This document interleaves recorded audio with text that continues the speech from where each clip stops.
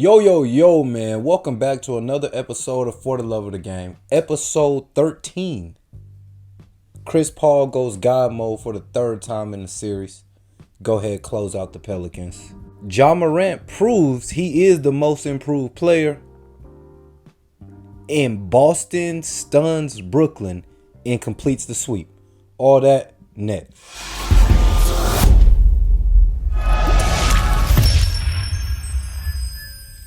Alright, so if y'all remember, I said the last time we were here that when we come back, there will possibly be some series that would have ended by now.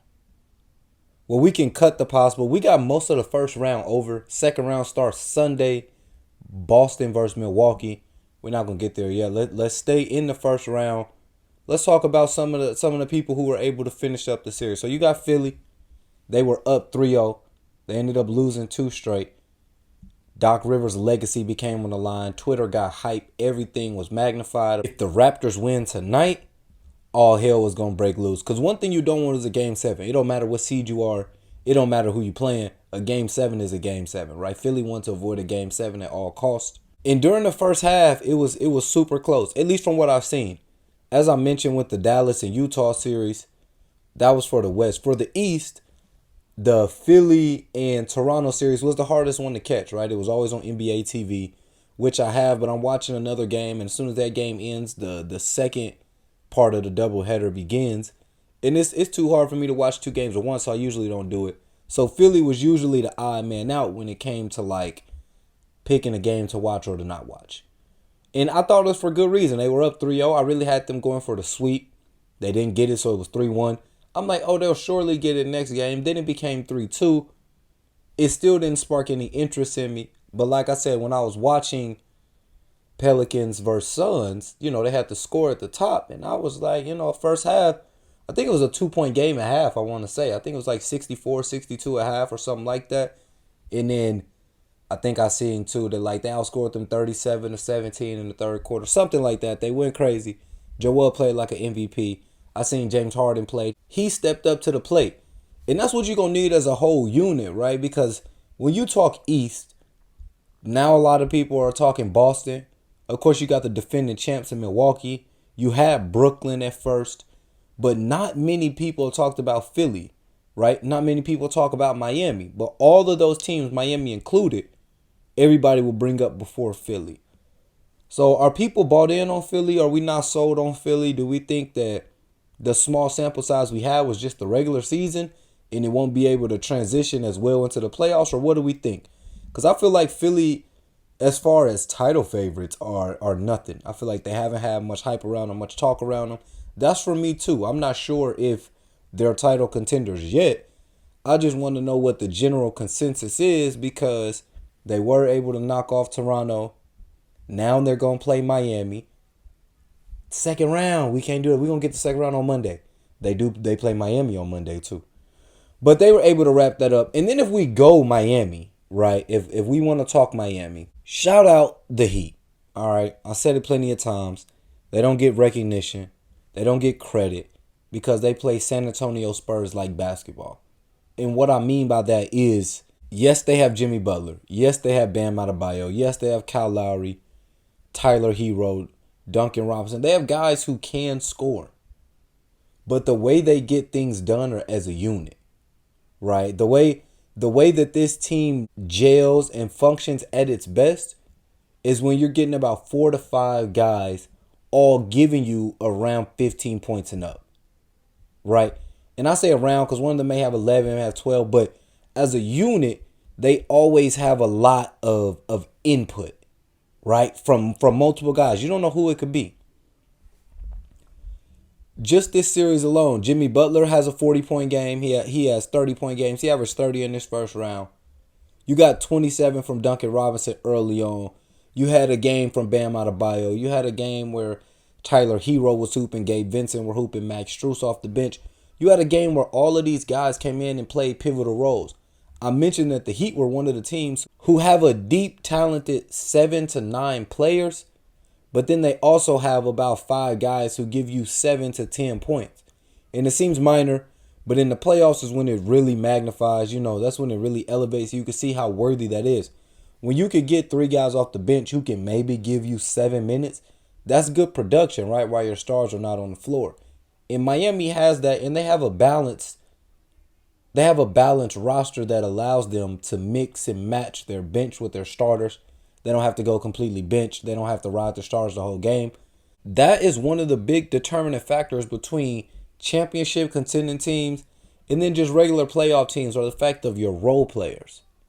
The Heat, the Bucks, the Suns, the Warriors. Basically, if you just understood the teams I named, all top teams have great role players. Because a team is nothing if you're just star heavy, depending on who your stars are. But all stars still have great role players, right? So role players play a big factor. Miami was able to, I was about to say sweep Atlanta. They didn't sweep Atlanta. They got one. On a game where Trae Young played extremely average, just happened to hit a go-ahead floater to put that away. But you look at the defense, right? The defense in these playoffs are what I really want to touch on. The postseason is made for defense. So for teams like the Boston Celtics, the Miami Heat, right, who want to play physical and who have multiple defenders they can throw at your top guy, this postseason specifically, and the way they've been reffing it and how they're letting certain things go and letting certain people play, is built for defense, right? So I'll throw it out there, bad take. I had Atlanta in 7. I wasn't the biggest believer in Miami, and I thought that Atlanta had some experience. They have Trae Young, which is the it factor, right? You always want to take the guy that has that it factor. And then they played Miami, and there was a possession we've all seen now, but he gets switched from PJ Tucker to Bam Adebayo to Jimmy Butler. Okay, and that was all series. You look at this, game 1, he had 6 turnovers. Game 2, he had 10 field goals and 10 turnovers. Game 3, he had 3 field goals and 5 turnovers. In game 4, he had 2 field goals and 6 turnovers. Right? And then this last game, I think he was like, yeah, he didn't play well. Okay, simple and plain. He did not play well. Now, a little bit of that has to do with John Collins was out on injury. He came back, tried to, rush things, just get in the rhythm, help his team. Clint Capella mixed some time.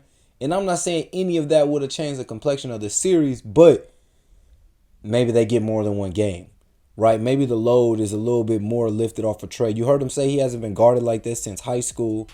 And can you really fault him? Even Kyle Lowry went down with a hamstring injury for the Heat, but that's another body.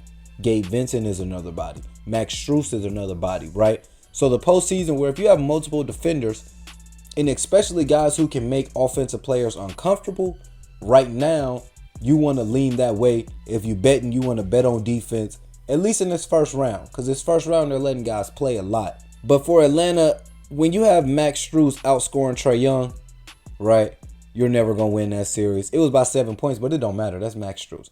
He also had more turnovers than he had made field goals, and by a big amount. He had 40 turnovers total in this 5-game stretch, and he had 22 made field goals. Round of applause for Miami Heat defense. He had 22 made field goals. Round of applause for the Miami Heat defense, right? Holding Trae Young over 5 games to 22 total made field goals, right? Big credit to them. Jimmy G Buckets is back. I can't even say back, but I could say Bubble Butler is back. You know what I'm saying? So that they close that out. Then we can go Boston, right? Boston continues to shock the world. They put the final nail in the coffin. They was up 3-0. Little grimace of hope for Brooklyn was there. They went ahead, cut that. They did it that.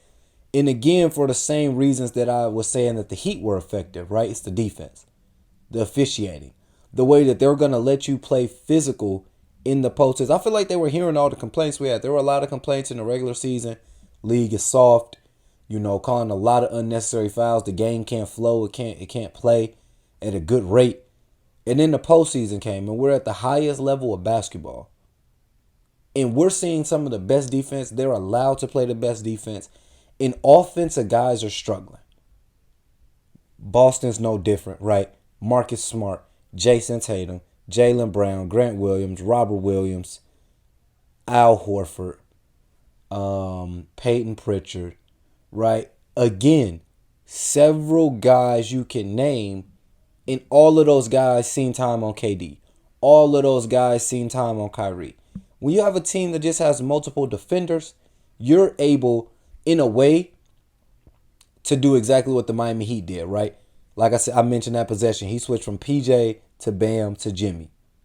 Well, when you're trying to free up Kevin Durant, in the case of the Brooklyn Nets, you're trying to send him off pins or send him off, screens or whatever the case may be. All he's doing is his primary defender, Jason Tatum, is now switching him to Grant Williams. Okay? He tries to make a move on Grant Williams. Hopefully Grant Williams contained, and Grant Williams switching him to Jaylen Brown. Jaylen Brown does what he can. Another pick comes. He's switching him to Marcus Smart, Robert Williams, Al Horford, right? Kyrie Irving, same thing. Kyrie Irving is going to see Jaylen Brown. Kyrie Irving is going to see Marcus Smart. Kyrie Irving is going to see Derek White. Multiple bodies thrown at these guys. And it really showed. Kyrie got off to a hot start that one game, right, where he had 39. Back when we were all fooled into thinking this was going to be a real quality series. And then over the last 3 games, right, because Kevin Durant gets a lot of flack. Well deservedly, right? Kevin Durant did not have a good game. He played okay the last game in game 4, but he still didn't shoot well from the field. So we're not going to count that as a good game held to Kevin Durant's standard. But I feel like Kyrie's game 1, since it was so good and he was making so many tough shots, he was doing this, he was doing that, really overshadowed the fact that over the last 3 games, Kyrie averaged 15 points a game in that series. 37% from the field and 18% from the 3. So you already got Kevin Durant who's locked up, okay? One thing that can't happen is the other star. The co-superstar puts up those numbers. Kevin Durant, when he was guarded by Jason Tatum throughout the whole series, had 15 points, 4 for 17 on the field goals, 1 for 6 from 3, and he had 9 turnovers. And that's just from Jason Tatum. Right? Like, I already mentioned all the other guys they can throw at you. That right there is just from Jason Tatum alone being the primary defender on Kevin Durant. I really can't take anything away from Boston, bro. They really proved that they're like a true championship contender. Now, they got a big test in Milwaukee, right? Come that second round. But Milwaukee has no Chris Middleton. Who really knows what could happen there? But they could really be a squad to reckon with. But they were able to sweep Brooklyn and close them out. Golden State versus Denver, right? Golden State closes out Denver, of course. Super simple, super easy. I want to touch on this point, though. I had seen some stuff about when it was 3-0 and Denver was on the verge of getting swept. It was some stuff about, can the MVP get swept? Should the MVP be later? Like, should they let the playoffs play out before they vote for the MVP? And, they were talking about Jokic, right? But there's context to every situation. This series is actually just bringing more awareness to why he should probably get the MVP. Because he took that team and they were a 6 seed. His next highest scorer was Will Barton. He had Will Barton and Aaron Gordon looking like superstars for parts of the season, parts of the postseason. There are very few guys who can take guys who are not good players and take them and get paid. Okay? One of those guys are LeBron James, right? Timothy Mozgov, Dellavedova, Drew Agowski. You go down the line, right? Bron, Tristan Thompson. Bron gets people paid because Bron is going to put you in a position to make life so much easier for you. Okay? Jokic was no different in this series. Putting Will Barton in opportunities and spaces to be effective. Aaron Gordon. He finished the series with 2 monstrous games, right? Game 4, I can't remember the exact stat line, but it was like 37, 18, and 8, I want to say. Just something wild like that. Don't quote me on those numbers exactly, but something like it. And then game 5, 30 points, 19 rebounds, 8 assists. To go out with a fight like that on those 2 games, in game 5, they lose by 4. Still took it down to the wire with Golden State. You get it to 6, even if they were to lose in 6, that's momentum, that's life, right? But they were able to lose in 5. But the whole argument of if Jokic would have got swept, he's not deserving of the MVP. He played against a team in the Golden State Warriors who were looking like the Golden State Warriors from a couple years back when they had this dynasty up and rolling. 6 seed versus the 3 seed. The 6 seed is already supposed to lose. Much less now you're down your 2 superstars. Oh, you're definitely supposed to lose. Really, the way it was looking, you shouldn't have even got a game. Since Jokic is so great, since Jokic is an MVP, he was able to get a game. You know, he won't get completely shut out. But Golden State was able to take care of business. One thing I want to touch on, I had said there was talk about what do you do with Steph Curry in the starting lineup? You know, when do you bring him back? Does Poole go to the bench? And I said they should just start with the death lineup. They end with it. But I was like, they should just go ahead and start with it because Steph Curry's obviously great. And then Jordan Poole, being a starter, averaged 28 points a game. So obviously, he's flourishing in the starting lineup. So you need to figure out how to make everything coincide. You go to the death lineup, right? Which is Steph, Poole, Clay, Wiggs, Draymond. Looney moves to the bench. You insert him in early, but he didn't start. They started with the death lineup. Think it worked well for him. Interested to see, are they going to have Minnesota or Memphis? On to the man, the myth, and the legend himself, Chris Paul. Okay. I said Chris Paul's went God mode twice already in this round 1 series against the New Orleans Pelicans. Okay. He did it twice. But mind you, when he did it in quarters. And it was the fourth quarter, of course, because that's when CP is CP. He already had 2 15-point fourth quarters. That's when I said he went God mode, right? Maybe nothing else he could do to eclipse that. He's already done it. Then it's 2-1. Phoenix is up. The Pelicans win by 15 to tie it at 2-2. Suns come back, win by 15 to take a 3-2 lead. Right? Mikal Bridges has 32 points, 5 rebounds, 4 blocks. Don't get me started on Mikal Bridges. I mentioned earlier, what other team in the NBA is getting the production that Mikal Bridges gives the Suns at a fourth option? What Mikal Bridges gives the team is 14 points a game, which is a career high from him. 83% from the free throw line, which is a great free throw shooter. And then a guy who was runner-up in Defensive Player of the Year. All of that at your fourth option. You throw in durability and the fact that he's never missed a game. You're talking about a steal, and he's your fourth option. That's how good the Suns are. That guy is your fourth option, right? Tell me any other team in the league whose fourth option is given that kind of production. But that game, right? Phoenix is able to answer with a 15-point win themselves. Then we come out today. It's 3-2. Game 6. Smoothie King Arena, right? Pelicans are home.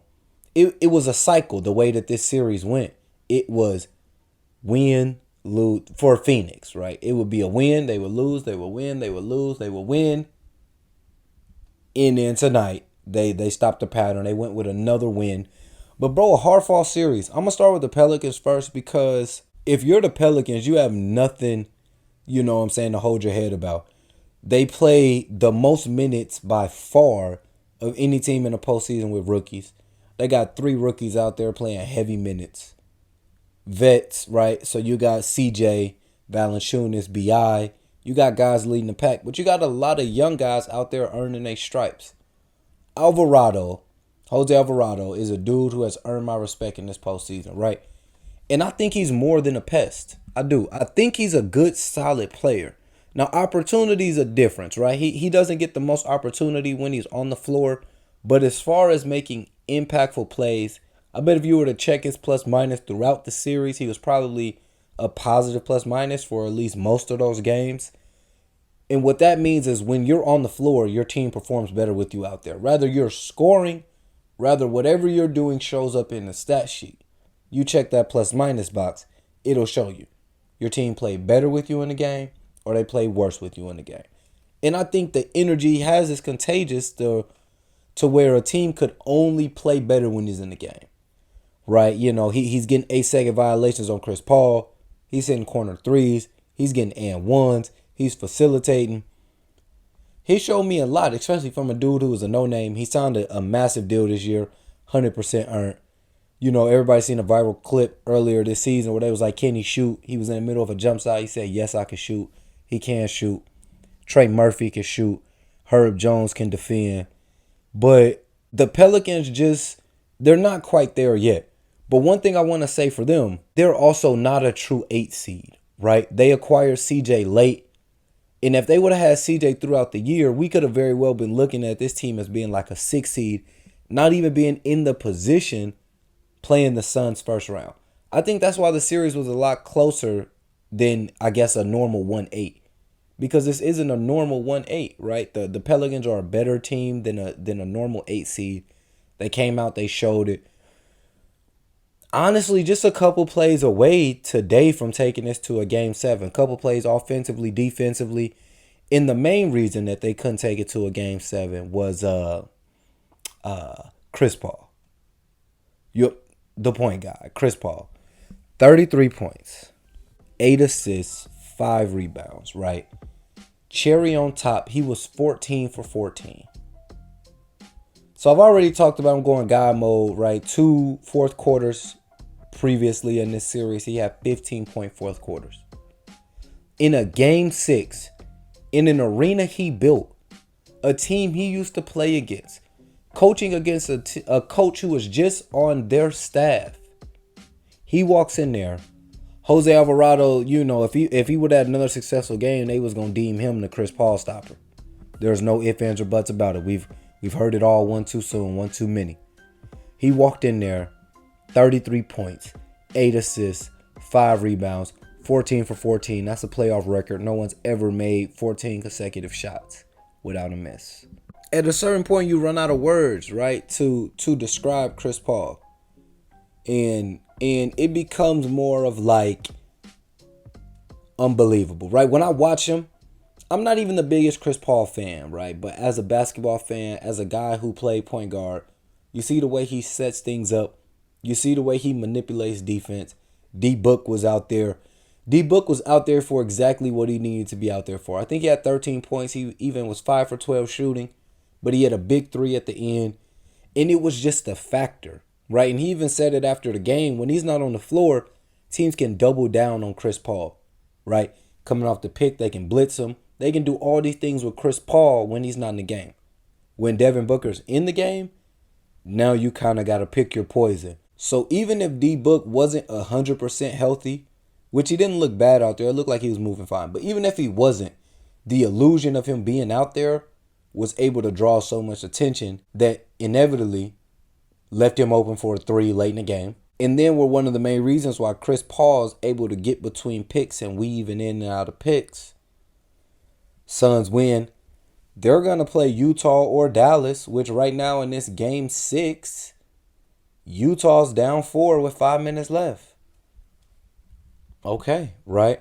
Last one we're going to touch on. This one's not over, but we can't leave here yet because game 6 is tomorrow. Game 7 could be on Sunday. Memphis versus Minnesota. I'm going to start right here. If I'm Minnesota, I'm pissed. All right, I'm pissed because maybe they couldn't have won this series already 4-1, but this series is 3-2 Memphis' way. Memphis is up 3-2. That could very well be 3-2 Minnesota. It could be 4-1 Minnesota, but they're young, they're inexperienced, and they lack discipline. So all of those things, right, you're adding on that because, so they come out, they win game 1. They lose game 2, that's expected. Because if you're playing a true team who's good, they're going to have a bounce back performance. So you walk in there, so you walk into FedEx Forum, you take out Ja Morant and the Memphis Grizzlies. They're coming back game 2 for blood. So you lose game 2, it's okay. You've already stolen home court advantage. You got one, right? You got one. You're good. They lose the second one. That's the one they can live with right there. Okay. They have another loss where they relinquished 2 separate 20-point leads. 2 of them. They were up 20 at 2 separate times in the game. Memphis was able to come back and win. They went on 2 crazy runs to end the game. And think about this from Minnesota. How do you go up 20 twice and still score under 100 points? It just shows you that their offense wasn't really rolling that night. So that one's going to hurt, okay? And then this last one. Timberwolves are up 11 heading into the 4th. And they're up 10 with 7 minutes to go. 7 minutes to go, up 10. Everything has been going your way. You gotta wrap that game up. No ifs, ands, or buts about it, right? Karl-Anthony Towns. I need to talk about Cat. So just a couple weeks ago, the swag that Anthony Edwards and Patrick Beverley brought Cat was contagious because he was acting like a beast, right? He was acting like a problem. And that swag that they gave him really empowered him to think like, hey, I'm a problem. I'm really him. Now it's went too far. Okay, it's went too far. He's soft, tries to act tough, and he talks a lot. And he was never a big talker. And it just seems like every time he talks, Memphis turns up. We in Minnesota now. Okay, they lose the comeback. He hit a big shot. I think it's a 13-point game with 6 minutes left or something. Tell the crowd be quiet. They lose. Cat should just stick to hooping, right? I was actually on the train that Pat Bev and Ant brought some confidence to him, got him playing like a beast. Almost in a way like finding people who understand your worth. I think it went too far to his head because Cat has never been that guy. He should be him. I think the funniest thing was the post-game interview where literally he was animated on the side talking to Ja Morant's dad, excited. He was animated and excited during the game. They win a clutch game, a crucial game by 1 point to tie the series at 2-2. And you come to the post game and you say, well, I think you can tell by my voice that this is what I expect to do. This is my job. Job's not finished. And yeah, you could tell by my voice that I'm not excited. First off, who says you could tell by my voice I'm not excited? Nobody says that. You were excited during the game. You were just excited when you was talking trash to Ja Morant dad. It's okay. Just be you. That's my little spill on Cat. This game turned when Ja Morant baptized Michael Beasley. Okay. When he did that, at the end of the third quarter with about 5 seconds left, it was over. You know what I mean? It was over. Shout out Desmond Bane, 17 points, 16 points, 26 points, 34 points, 25 points coming through. He's averaging 23 points a game on almost 40, 50, 90 splits. He's been the best player in this series for Memphis. Ja, he's had a 19-point triple-double. He just had like 30, 10, and 9, I believe, when he had this game-winning layup. That's his best game of the series. Not taking anything away from Ja, but that's what they need if they want to be able to knock off Minnesota. Minnesota has enough grit. They just had a players meeting only. They have enough fight that they're not going to come out and lay down. And the Ja Morant who was, having like 16 or 21, but on awful shooting, is not going to be enough to get it done. Even the 30 points, 10 rebounds, 9 assists in the game-winning layup was off of a game-winning layup. So even his best game of the series still resulted in a close win. Ja hasn't really put his stamp on this series, but yet he's still averaging 22 points a game, 10 assists a game, 8 rebounds a game. The stats sound good. You would like him to be a little bit more consistent. He's shooting awful from the 3. I think he's like 26% from the 3. They're doing a good job on him, but if you want to move forward, one, you need to go ahead and prove you're the most improved player, right? Which, coming off Game 5, you did that. 2, prove to yourself, prove to your teammates, prove to the world that you are really him. Come out and have the performance that we are all expecting from Ja Morant. And the best time to show up is winning time. That's the playoffs. That's an elimination game. So Game 6, Ja come out, he dominates. In Minnesota, yeah, that'll be trouble if Minnesota lose that one and Ja go crazy too. But look, man, that's the recap. That's basically the first round recap. We are about over. We got Dallas and Utah right now. We got Minnesota left. And really, that's it. Those are the only 2 series we're waiting on. Come Monday, we will have second round basketball. And it's only getting more interesting from here. As always, leave a like, subscribe to the channel. I'll see y'all on Thursday. Peace.